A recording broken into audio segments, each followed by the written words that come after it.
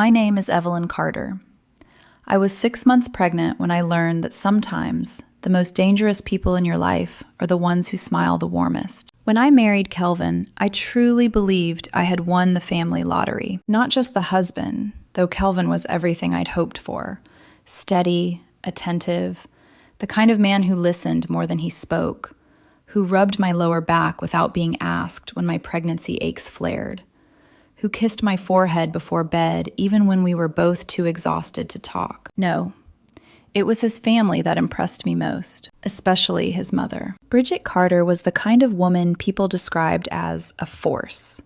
Perfect hair, always styled, a laugh that filled rooms, a way of making you feel chosen when she focused on you, like you were the most important person in the world for exactly the amount of time she allowed. In the 3 years I'd known her, she had baked me birthday cakes, texted me recipes, called just to check in. After my parents died in that car accident 2 years earlier, Bridget stepped in fast. Too fast, maybe. But at the time, I was grateful. Grief leaves holes, and Bridget filled them with casseroles, hugs, and advice I hadn't asked for, but didn't know how to refuse. So when I got pregnant, everyone assumed she would be thrilled, and she was. At least, at first. The first crack appeared on a quiet Sunday afternoon at Bridget and Thomas's house in Riverside. The kind of afternoon that looked perfect. Sunlight through wide windows, fresh waffles on the table. Bridget's dining room spotless, as always. No clutter, no chaos, no visible emotion out of place. Kelvin sat beside me, one hand resting on my knee, grounding me. Bridget passed me the maple syrup with a smile that had never failed to disarm me before. "So," she said casually, eyes just a little too focused, "have you two decided whether you're finding out the baby's gender?" I glanced at Kelvin, smiling. "We're waiting," I said. "We want to do a reveal." Her hand froze midair. "A reveal?" Bridget repeated, lifting her coffee mug slowly. "A gender reveal party?" Kelvin cleared his throat. "Yeah, Mom. It's important to Evelyn." Bridget's lips tightened. "In my day," she said lightly, "we were grateful for healthy babies. No need for attention-seeking spectacles." The word spectacle landed harder than she probably intended. "It's not about attention," I said carefully. "It's about sharing a moment, creating a memory." Kelvin nodded. Evelyn lost her parents. This helps her feel surrounded. Bridget's smile didn't reach her eyes. "And who exactly is organizing this moment?" "I am," I said, "with my best friend Carmen." Bridget set her mug down harder than necessary. Coffee sloshed over the rim. "I see," she said. "So the grandmother isn't involved." "You're welcome to help," I offered automatically, even as something in my chest whispered, "Don't." "How generous," Bridget replied sweetly. "Thomas, did you hear that? I get to choose napkin colors." Thomas barely looked up from his breakfast burrito. "Bridget, let them do it their way." Her smile faltered. Later that week, Carmen noticed the shift immediately. We were sitting cross-legged on her apartment floor in downtown Phoenix. Thai takeout containers between us, guest lists spread out. "She's already trying to take over, isn't she?" Carmen said. "She means well," I replied, though the words felt thinner every time I said them. "Evelyn," Carmen sighed. "She hijacked your wedding playlist." I laughed weakly. "The doctor sealed the results. Only the bakery knows," I added. "No one else." Carmen raised an eyebrow. "And you're sure you want Bridget involved?" I didn't answer. That night, my phone buzzed. "Bridget. Blue is traditional for boys, but navy feels more refined." Then another. "Bridget. I found the perfect venue. Already put down a deposit." My stomach tightened. And yet, I didn't stop her. That was my first mistake. Because when someone ignores your boundaries once, they're testing how far they can go. And Bridget was only getting started. I wish I could say I confronted Bridget the moment those texts started piling up. I didn't. I told myself she was excited, that this was her first grandchild, that excitement sometimes spills over into enthusiasm, and enthusiasm sometimes forgets manners. That was lie number one. By the end of that week, my phone felt heavier in my hand. Not because of its weight, but because of what waited on the screen every time it lit up. Bridget, I spoke to Patricia. Her country club garden would be perfect. Bridget, you'll thank me later. These things are stressful when you're pregnant. Bridget, I hope you're not too attached to pastels. Bold colors photograph better. Each message arrived wrapped in faux concern, but underneath it was something else. Ownership. Carmen noticed it immediately. She's not offering help, Carmen said, scrolling through my phone as we sat at her kitchen counter. She's announcing decisions. She just wants it to be nice, I said. For who? Carmen shot back. You or her? That question followed me home. Kelvin tried to reassure me that night, rubbing my shoulders as I leaned against the kitchen counter, fighting nausea. She's intense, he admitted, but she doesn't mean harm. I wanted to believe him, because believing him was easier than admitting the truth, that something about this pregnancy had awakened a version of Bridget I hadn't seen before, or maybe had chosen not to see. 2 days before the party, I was folding tiny onesies in what would become the nursery. White walls, an empty crib waiting to be assembled, the quiet hum of the ceiling fan. It should have been peaceful. Instead, my chest felt tight. My phone rang. Amanda. Kelvin's younger sister rarely called without texting first. Evelyn, she said quickly. Are you alone? The tone of her voice made my stomach drop. Yes, I replied. What's wrong? I overheard Mom talking to Aunt Catherine yesterday. My hands stilled, mid-fold. She said she already knows the baby's gender. The room tilted. What? I whispered. That's impossible. She said she called your doctor's office, Amanda continued. Pretended to be you. Said there was a mix-up with the bakery. I dropped the onesie. The sound felt too loud. She did what? My voice shook so badly I had to sit on the floor. There's more, Amanda said softly. She's planning to announce it herself at the party. I pressed my palm to my stomach instinctively, as if shielding my baby from the words. She bought a custom gift, Amanda continued. A blanket, blue, grandson, embroidered in gold. I couldn't breathe. She told Aunt Catherine. Her exact words were, Evelyn isn't family by blood. I should be the one to share news about my grandbaby. The silence after that felt endless. My throat burned. My ears rang. This wasn't excitement. This was theft. She had stolen something sacred, something that belonged to Kelvin and me. I thanked Amanda, though the words felt hollow, and ended the call. For a long moment, I just sat there on the nursery floor, surrounded by folded clothes that suddenly felt meaningless. When I called Carmen, she didn't even let me finish. She what? I know, I said, pacing. I know. You need to cancel the party, Carmen snapped. I can't, I said weakly. People are flying in. So what? She shot back. She impersonated you to a medical professional. My phone buzzed again. Kelvin. 3 missed calls. I tried calling back, straight to voicemail. He was in back-to-back meetings. I didn't know how to wait, so I didn't.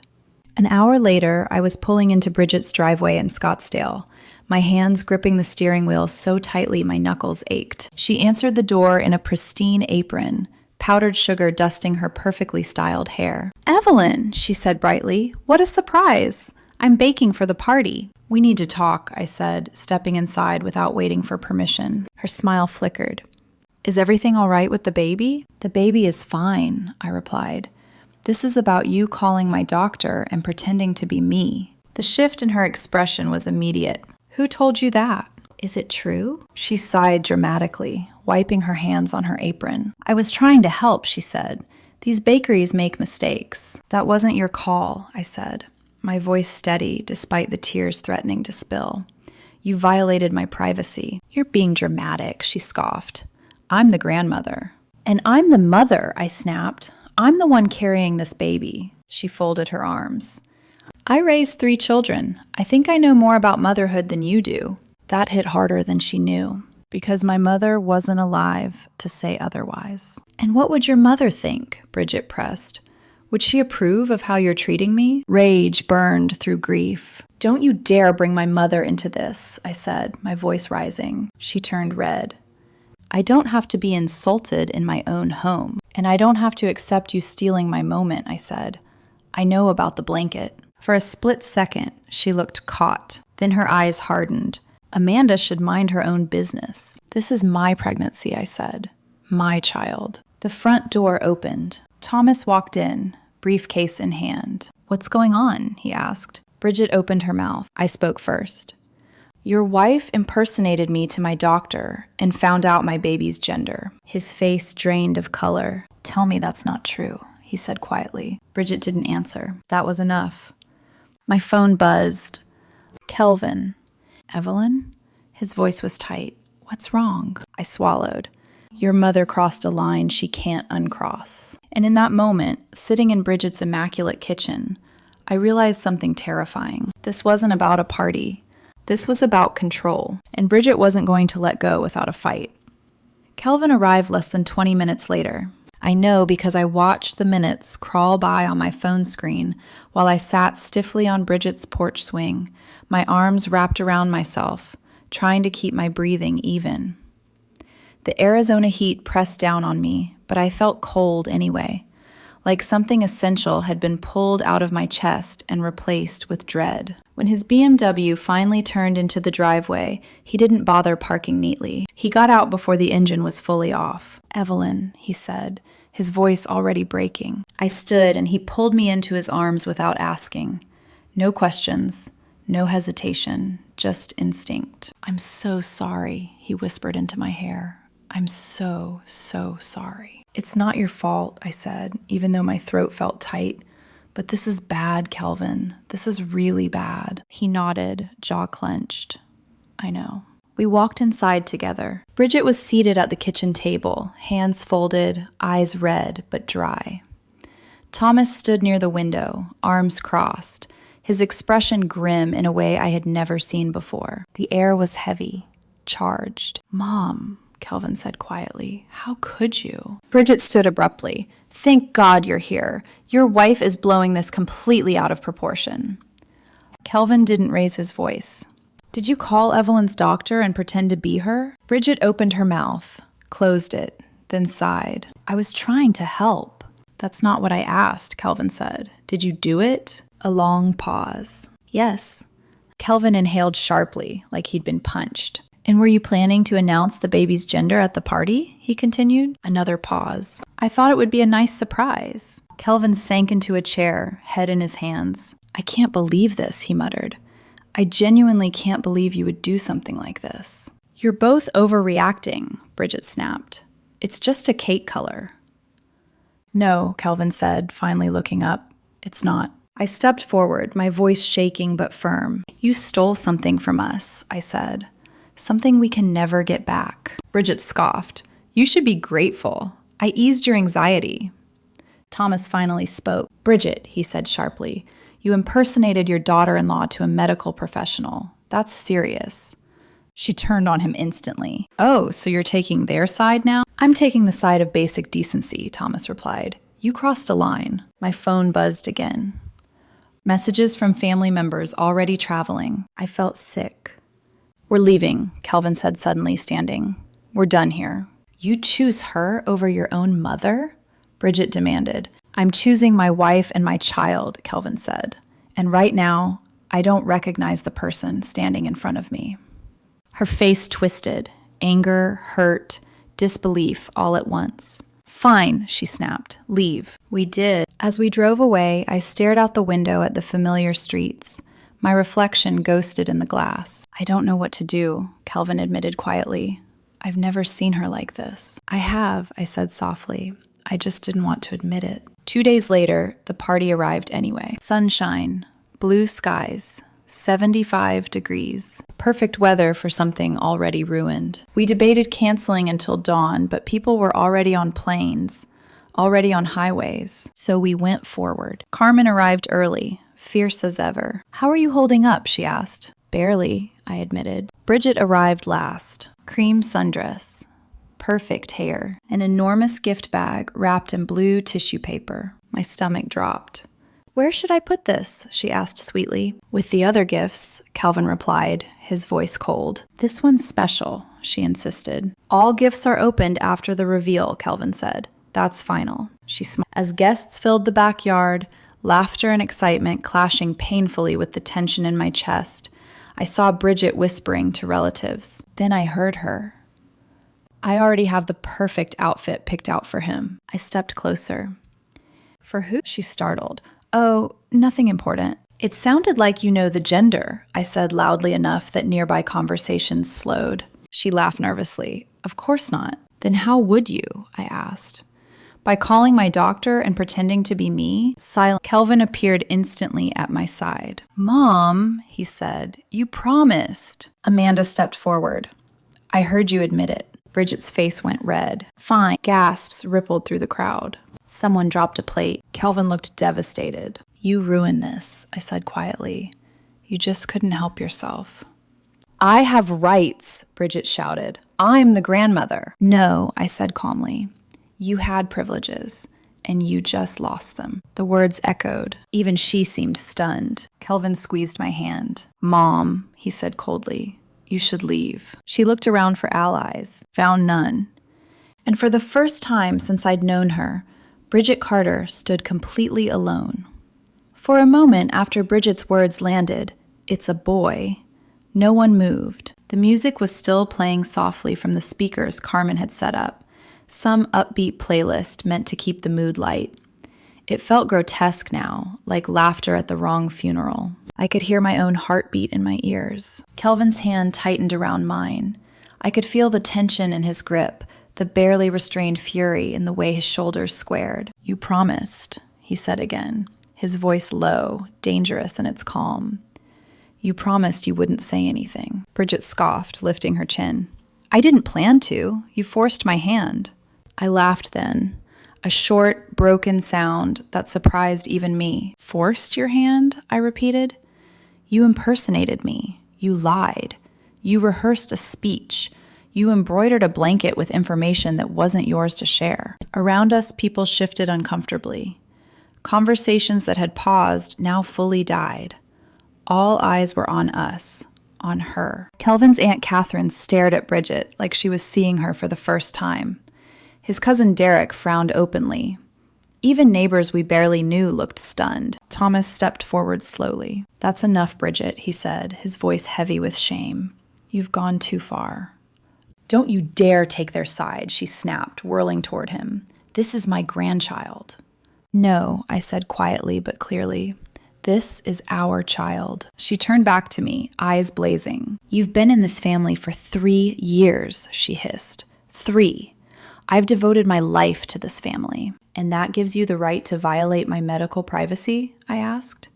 To decide you matter more than the mother carrying this baby? Her mouth opened, then closed. Kelvin spoke before she could recover. You don't get to rewrite reality, Mom. What you did was wrong. So what now? She demanded. You're cutting me out? I took a breath. A deep one. I thought of my parents, of how careful they'd been with boundaries, of how my mother had once told me, love without respect isn't love at all. Yes, I said. Now. Her face drained of color. You're not allowed near our baby, I continued, my voice steady despite the tremor in my hands. Not until you understand what you did and why it was wrong. Gasps rippled again. You can't do that, she whispered.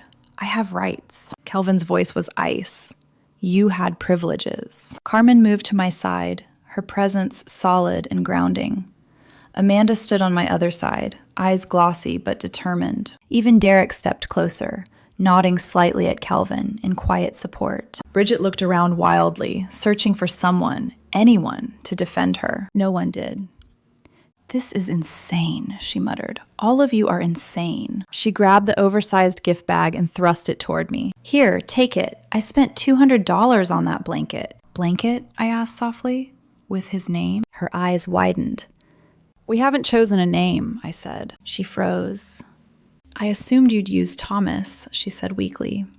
As a middle name, tradition. You assumed wrong, Kelvin said, about a lot of things. Mom, he added, his voice final. You need to leave. Bridget stared at him like she didn't recognize her own son. Then her face hardened. She dropped the gift bag on the ground and stormed toward the gate, heels sinking slightly into the grass. Thomas followed a few steps behind, pausing only long enough to look back at us with an expression full of apology and regret. The gate slammed shut. The silence afterward was unbearable. I stared at the cake on the table, the one that would now only confirm what everyone already knew. All the games, all the anticipation, all of it hollowed out. Carmen squeezed my hand. "You okay?" "No," I admitted, "but I will be." Kelvin turned to our guests, his shoulders tense. "I'm sorry you had to witness that," he said. "If you want to leave, we understand. But if you stay, we'd still like to celebrate our son with the people who respect us." For a heartbeat, no one moved. Then someone clapped. Another followed. No one left. We cut the cake anyway. Blue. I smiled through tears, one hand on my stomach as our son kicked, strong, insistent. Life, reminding me it went on. But as the party slowly recovered, one truth settled deep in my chest. What Bridget lost that day wasn't access. It was control. And she wasn't done fighting that loss. Not even close. The days after the party felt heavier than the confrontation itself, like the air had thickened with everything that hadn't been said, everything that couldn't be taken back. Kelvin and I moved through our house in careful silence, both of us exhausted in different ways. I was physically tired, my back aching, my feet swollen, my sleep fractured by kicks and anxiety. Kelvin was emotionally wrung out, pacing the living room late at night, replaying the moment his mother admitted the truth in front of everyone we knew. "She's called 12 times today," he said on Friday evening, silencing his phone without looking at it. I folded another tiny onesie, my movements slow and deliberate. "Has she apologized?" I asked. "Really apologized?" Kelvin rubbed his face. "No. She keeps saying we embarrassed her, that we overreacted." I nodded. That tracked. Carmen came over that night with Chinese takeout, the same place we'd ordered from on Camelback Road for years, our comfort food. We ate cross-legged on the couch like we were in our 20s again, except now there was a half-assembled crib in the next room and a baby monitor still in its box. "So what?" "We're taking space," I said. "She's not coming to doctor's appointments, not the baby shower, not the delivery." "And after the baby's born?" Carmen asked carefully. Kelvin and I exchanged a look. We don't. That fear sat with us all weekend. On Saturday afternoon, Amanda stopped by. She looked tired, dark circles under her eyes, shoulders slumped like she was carrying a weight that wasn't hers. "Mom wanted me to give you this," she said, handing me an envelope. Bridget's handwriting was perfect, controlled, elegant. I read the letter after Amanda left. It was impressive. Every sentence almost sounded like an apology. "I'm sorry." Not once did she say I was wrong. When Kelvin came home, I handed him the letter without a word. He read it slowly, then let it fall to the counter. "This isn't an apology," he said quietly. "It's a defense brief." "I know." He looked at me, serious now. "Until she can genuinely acknowledge what she did wrong and why it was wrong, I don't want her around our son." Then he nodded. "You're right," he said. "If she'll do this now, what happens when he's born?" 3 days later, we met Bridget and Thomas at a neutral location, the Wildflower Coffee House downtown. No memories attached, no home field advantage. Bridget reached for my hands across the table. I pulled back. "Evelyn," she said, voice trembling, "I'm sorry for the misunderstanding." "It wasn't a misunderstanding," I replied calmly. "You impersonated me. You planned to announce private medical information without consent." "I apologized," she insisted. "I sent a letter." "That letter blamed us," Kelvin said. "That's not accountability." She looked at Thomas, desperate. "Tell them how cruel this is." Thomas shook his head. "Actions have consequences, Bridget." Her eyes filled with tears. "So I'm banned from my grandson's life forever?" "Not forever," Kelvin said. "But for now, yes." She stood abruptly, chair scraping loudly. "You'll regret this," she snapped. "When you're exhausted at 3 a.m. and have no help." I met her gaze evenly. "Maybe," I said, "but it will be on our terms." She left without another word. And for the first time since all of this began, I felt something close to peace. The final weeks of my pregnancy moved both too slowly and too fast. Every day brought a new ache, a new kick, a new reminder that time was running out, until everything would change forever. And through it all, Bridget remained silent. At first, the quiet felt suspicious, like the calm before a storm. I kept waiting for another letter, another call routed through a relative, another dramatic attempt to reinsert herself into a moment that wasn't hers. Instead, the messages came indirectly. Kelvin's aunt mentioned casually that Bridget had been devastated. A cousin told us she was heartbroken and didn't understand why we were being so harsh. Amanda called one night, her voice tired, to warn us that their mother had been telling people I was hormonal and overreacting. That's her pattern, Amanda said quietly. She paints herself as the victim and waits for everyone else to pressure you into forgiving her. I thanked her for the warning. Then I let it go, because something inside me had shifted. I was done managing Bridget's emotions. One evening, Carmen helped me hang the last piece of the nursery, a photo collage framed in simple white wood. Pictures of my parents smiling at my wedding. Kelvin and me on a windswept beach. Friends who had become chosen family. Amanda and Derek laughing at a barbecue. There were older photos of Bridget too. Group shots from years ago when things still felt simpler, but nothing recent. Still no real apology? Carmen asked, stepping back to admire the wall. Nope, I said, rubbing my belly. Just guilt delivered through intermediaries. She snorted. Classic. She's also apparently bought a full nursery setup at her house, I added. Crib, changing table, everything. Carmen blinked. For what? For when we come to our senses. She shook her head slowly. That's not love. That's entitlement. Later that night, Kelvin and I sat together on the nursery floor, backs against the wall, surrounded by half-assembled furniture and neatly folded baby clothes. The room smelled faintly of fresh paint and clean cotton. Do you ever wonder if we're being too harsh? Kelvin asked softly. I considered the question carefully. Sometimes, I admitted. But then I asked myself something else. He turned to look at me. If someone else treated me the way your mom did, lied to me, violated my privacy, stole something deeply personal, would you want that person around our child? Kelvin didn't hesitate. No, he said. That's how I know we're doing the right thing, I replied. This isn't about punishment. It's about safety and trust. He nodded slowly. A week later, Bridget broke her silence. Not to me. To Kelvin. He stood in the kitchen, phone pressed to his ear, his expression unreadable. When he finally hung up, he didn't speak right away. She says she's ready to move past this, he said finally. I waited. She says she doesn't understand why we're still holding on to it. I exhaled slowly. That's not accountability, I said. I know, he replied. I told her that. She also said, he continued, that she's done nothing but love us, that someday we'll regret shutting her out. I reached for his hand. Loving someone doesn't give you ownership over them, I said. And being related to our son doesn't give her automatic access. Kelvin squeezed my fingers. I'm proud of you, you know. For what? For holding your ground, for protecting our family, even when it's uncomfortable. 2 weeks before my due date, Amanda stopped by again. Mom wanted me to tell you, she said carefully, that she's willing to forgive you. I raised an eyebrow. Forgive me? Amanda winced. Yeah. I tried to explain why that's not how this works. I smiled faintly. Thank you for trying. After she left, I stood alone in the nursery, one hand resting on my stomach, feeling our son shift and roll beneath my palm. Your world is going to be different, I whispered to him, and I promise I'll protect it. The night before my scheduled induction, Kelvin and I finished the last details. The crib was assembled, the hospital bag packed, the house quiet. We stood in the doorway of the nursery together, taking it all in. This was supposed to be her room, Kelvin said softly. My mom had so many opinions. I smiled gently.